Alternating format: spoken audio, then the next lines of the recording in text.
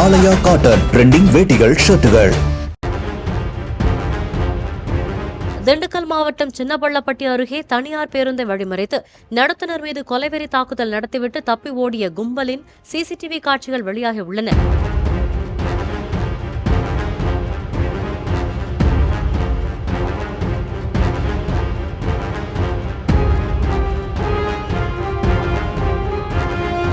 படுகாயமடைந்த நடத்துனர் சிகிச்சைக்காக மருத்துவமனையில் அனுமதிக்கப்பட்டுள்ளார்.